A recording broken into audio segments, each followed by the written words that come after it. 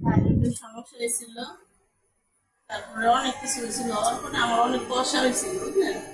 কষার থেকে পায়খানা রাস্তা সেটা রক্ত বাইরে পরে গেছে বছর আমার ওই লাঞ্চে পানি আসছিল, তারপরে আবার যক্ষা রোগ হয়েছিল, ওই যে আল্লাহ এগুলো মাফ করছে, এখন আবার ডায়াবেটিস আছে।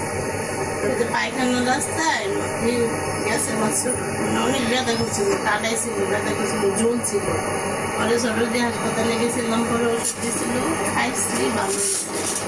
ভালো হইলে কি এরকম মধ্যে মধ্যে আবার চিলিক মেরা উঠতো, মধ্যে মধ্যে চিলিমের ভিতরে মাঝখানে নিয়ে চিন্তা করলাম যে আমি তো বাবা গরিব মানুষ, পয়সা পাতি নেই, বেশি একটা ডাক্তার দেখাইতে পাইনি।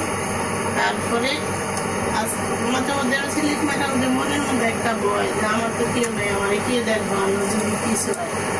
পরে আজকে ভোরে ফজর উঠে উঠছি না, ওইটা থেকে আমার ওই হালকা হালকা জায়গাটা চিলিক মেরা উঠতেছে, আর মানে একটু জ্বলতেছে সামান্য। আমি আমার ভয়টাই গেছি, পরে আবার গেছি, হ্যাঁ গেছি, পরে আরো পরীক্ষা করছে, করার পরে ভিতরে পায়খানা রাস্তার ভিতরে নাকি ফুলে গেছে। আমটা এখন না তো মনে করেন যে আমি জড়াই অপারেশন করছি, আবার থাইরয়েড অপারেশন করছি। কষা মানে কি, ওই যে করতেছিলাম না, তখন আমার অনেক জ্বর ছিল। কষা আমার কষা তো আছে, কষার লেগে এই সমস্যাগুলো হচ্ছে। আমার একটা পিল্লা গেছে, অপারেশন করলাম।